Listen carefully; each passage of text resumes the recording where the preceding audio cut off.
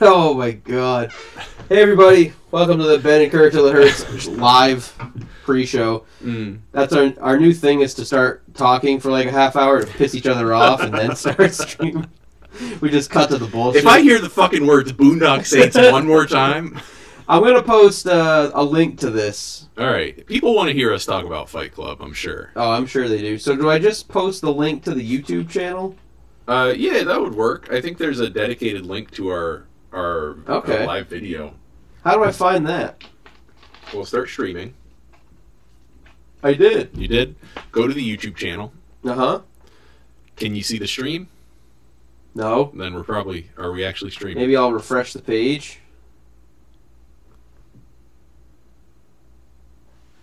No. Let me see if I can. Do I have to click stream on YouTube or just... Didn't we find out that you could just do it on the... I thought so. Yeah. Yeah. Let me see, though. I don't want fucking YouTube Red. Isn't that fucked up that it asks you if you want YouTube Red every time? Constantly. Yeah, I've got the live stream up here. It's showing it? Yeah, it's showing it. So what am I doing wrong? I don't know. And you went to the channel. Yeah. May I see? Yeah.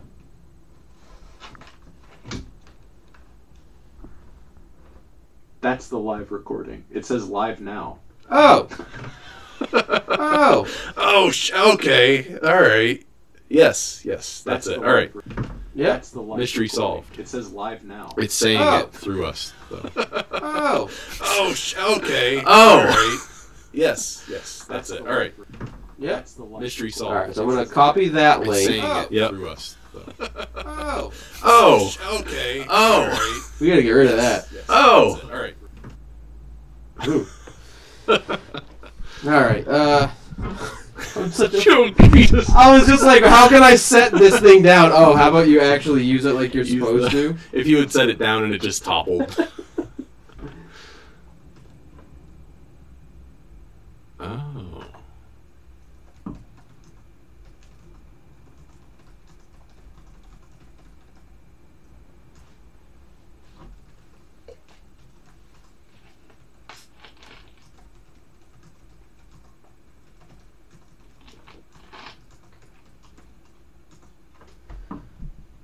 You want to know a good pre-show tidbit? Absolutely. The last time that I posted on the Black Gold Podcast Facebook page to like put up an episode was a Razorhead. I feel like that's just like a really good like. That's pretty much our peak. Like that's where we just like kind of lost our minds for a little bit. Yeah. And that's like a clear like evidence. And you want to talk about the importance of delving into the subconscious? Yes. I think that the whole David Lynch series represented us delving into the subconscious in a pretty big way. I think that it changed us. Mm-hmm. And well, you that's the thing about delving into the subconscious. You go into the unknown and you emerge changed. It's the essential story.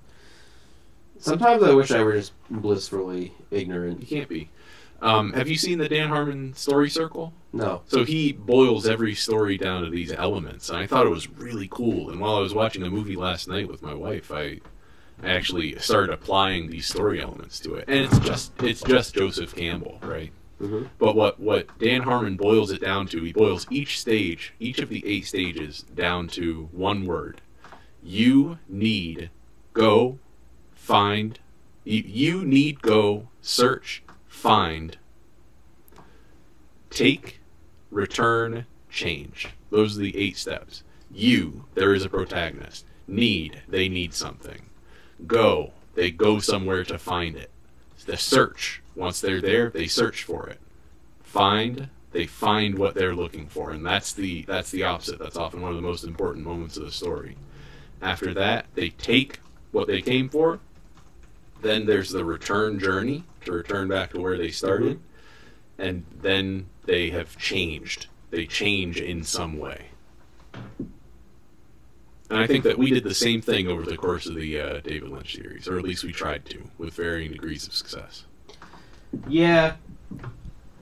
But I don't think we changed for the better. Why not? What do you think? I don't Are you know. just trolling me right now? Listen, we don't need to relitigate it. We're not ready for that.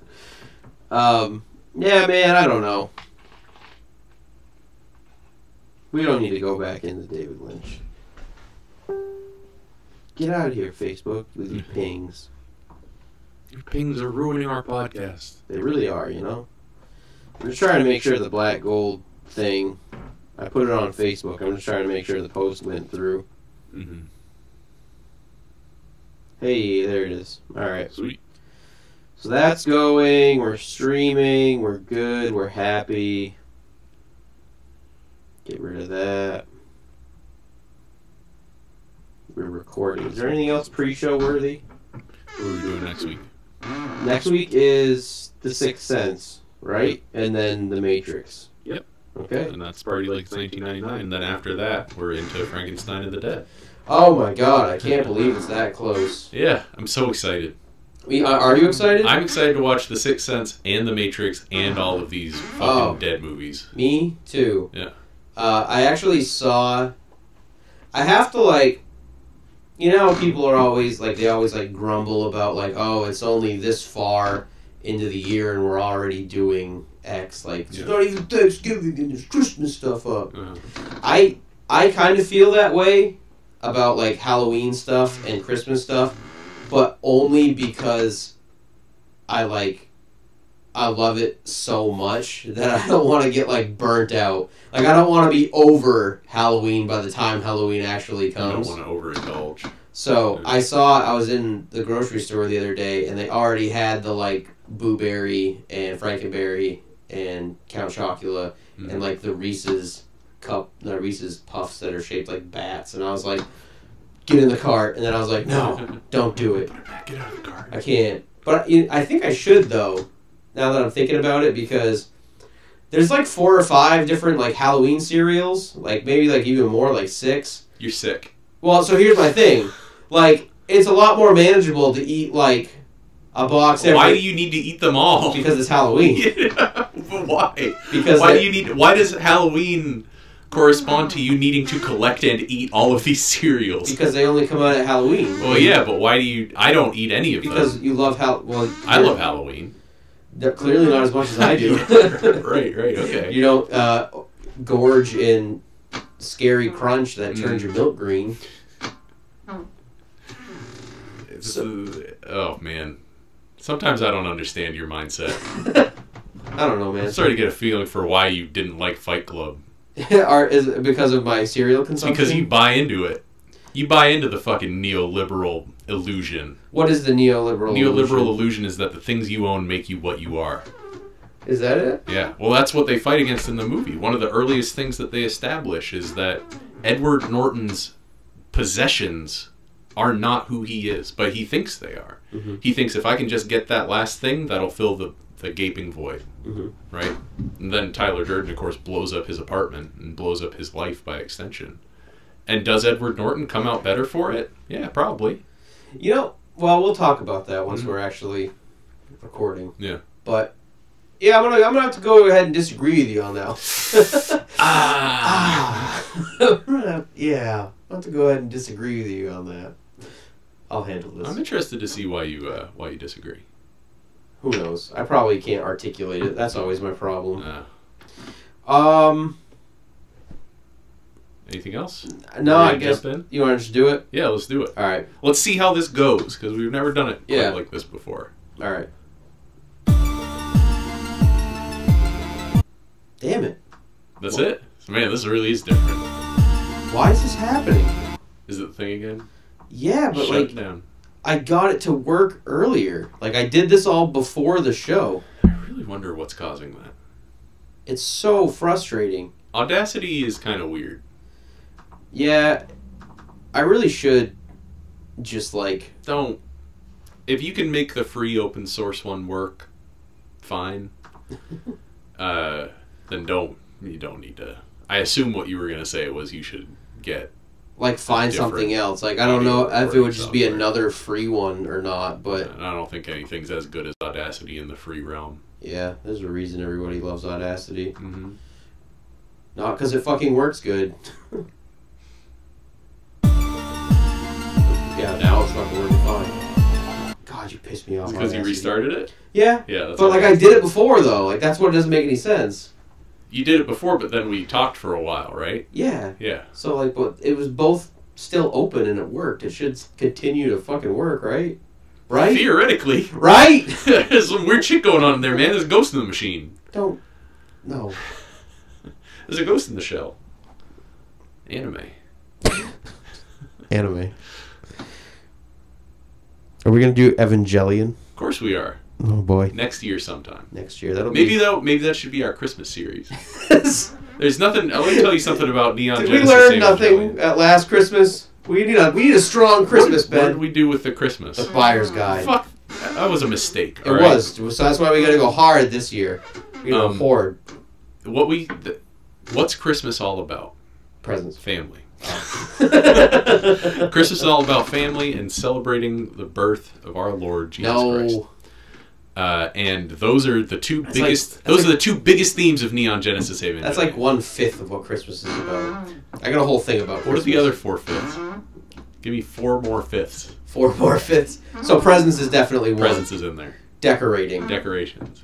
Family can be one. We already got family. What? Forget. You need 4 more fifths. I thought Christ was one. No, one. You said 1/5 was Christ and family. Oh. Those two were bundled. So there's 6 parts. So I just need 4 is what you're saying. Give me 2 more fifths. Ugh. Or else you'll have to concede that Or else Christ, you will be forced by math to concede that Christ and family compose 1/3 of the Holy Christmas Trinity. Give me 2 more fifths. I'm sure cultural Marxism. Yeah. I'm with you. All right. No, I hear I'm you. listening. I'll finish that I'm one on for board. you. Yeah. I have a whole thing about Christmas. All right. I don't know. To give me 2 more fifths Okay. or concede the point. I can't. I'm not conceding the point. I just need more time to build an argument. That's all that is. I don't know. I don't have any off the top of my head. All right, it's 1/3. No, it's clearly not 1/3. Christmas is bigger than Jesus. I can't believe you didn't mention movies. Oh yeah, hey, there you go. Movies. What's the last one? You know, astrology. Okay, yeah, that's true. Yeah. So I don't think that when somebody makes a piece of art, it's not up to them to tell you what the point is. You as a viewer are allowed to like interpret things however you want. And not just allowed, but it is your responsibility to do so. So, exactly. So, if you see something and you take meaning out of it, and then the maker of the movie goes, that's not what it's about, they're not allowed to do that. It's not up to them. Christmas isn't a movie. But I did find... I was very happy about the fact that Bruce Willis agreed that he does not find Die Hard to be a Christmas movie. So that's not his choice to make, but I'm glad that I'm on the same page as him. Well, he's firing a shot across the bow in one of the greatest cultural wars going on right now. Yeah, that was great. That was great to finally have him weigh in on that. It really was. Yeah, it was like Achilles taking to the battlefield, you know. Yeah. It's like this is the decisive blow. Also, the War on Christmas is a huge part of Christmas. Pretty good band. Is that a band? No, that's the War on Drugs. Sorry, everybody. Sorry. That's okay. Yeah. All right. Christmas is great. Are we ready to do this before it breaks again? Yep. You ready? Yep.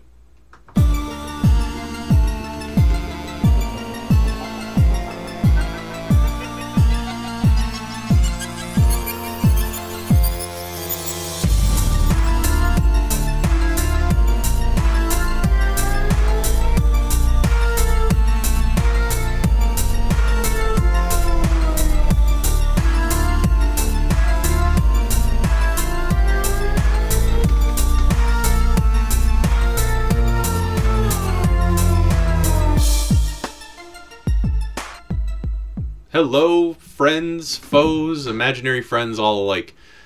Welcome to Ben and Curt Till It Hurts, the culture cast caught at the crossroads of curation and castration. I'm Ben. And I'm Curt. And we're trying something a little different this week. We got ourselves warmed up. Yeah. We fluffed ourselves. And we're going to do the show hot this time. Yep, we're going hot. Usually we haven't talked to each other about the film before we do the podcast. As you can tell by the fact that we can never remember a single name of anyone involved with the film. This time, we decided to warm ourselves up. Oh my god, we were awful. We decided to warm us. No, we're improving, Curtis. All right, we are improving. We've warmed ourselves up, and this is going to be a lot smoother. And we've gotten a couple ground rules in place. There is a film that shall not be named. Well, that is not fair. I'm going to bring We it established up a again. ground rule. I'll give you breaking that rule. I will give you one more mention. Okay, thank you. All right. You know what? Well, in a way, we're not improving. I'm gonna have to edit that. We didn't do soundtracks. Sound checks. How's it looking? It's fine. It's good enough. Good enough. Yeah, it's fine. All right.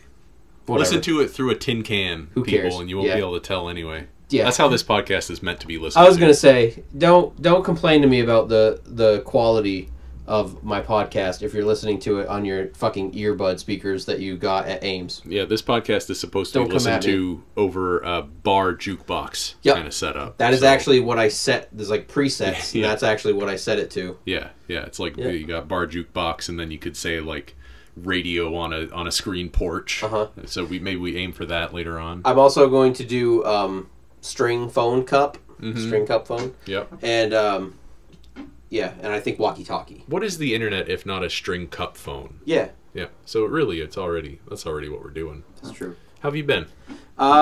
Pretty good. Pretty good. How have you been? Fine. Yeah, Buying a house. good for you. This is a welcome reprieve from thinking about my wonderful future with my family, whom I love. But also thinking about like my money. Oh, my money. Where's my money? It's a little stressful, and not to. I'm gonna throw two things at you. Mm-hmm.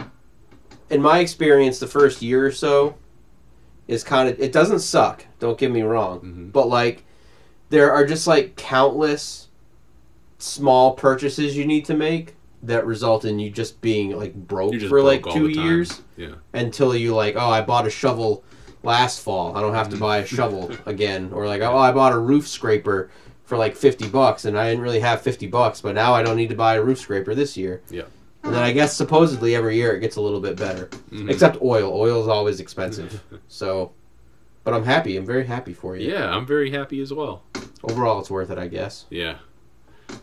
Until something goes wrong. And then I'm like, that's the first thing I say. I'm always like, why don't we buy a fucking house when I'm like trying to fix something and I don't have a clue how to fix anything? Should have lived in apartments forever. should've There could be just- a man here. I could have made a fucking phone call. A Superman. And Bob, the repairman, would have fucking shown up and fixed our shower. Yeah. Yep. Yep. Anyway, Yeah. Watched a movie. What Have did you you watched watch? any movies I- other than Fight Club? so I don't have movies, but I do have stuff for, All right. for this week. All So right. what movies did you watch? I watched a movie called Surf Ninjas. Oh my! Have you ever seen Surf Ninjas? I have never seen Surf Ninjas. That's like your Uh, wife's like major pain, right? Yeah, it is. Yeah. Well, other than like Wayne's World. Okay, May yeah. So actually Wayne's World, be is, I her would say major Wayne's pain. World probably. But then her Surf major Ninjas seems to be a close second Yeah. in the in the eschatology, in the like theological, in the cosmology of my wife's favorite movies. Wayne's World is far and away the peak. Yeah. But Surf Ninjas is kind of a minor deity Yeah. in the pantheon. And yeah, she had tried to show it to me. She had tried to show it to me, and I had rejected it. I would say unkindly. Yeah. I fell asleep while watching Surf Ninjas. Okay. This time I stayed awake. You know what? Pretty good movie. Yeah, not that bad, right? Pretty good. It's pretty fun. Yeah. It's really fun.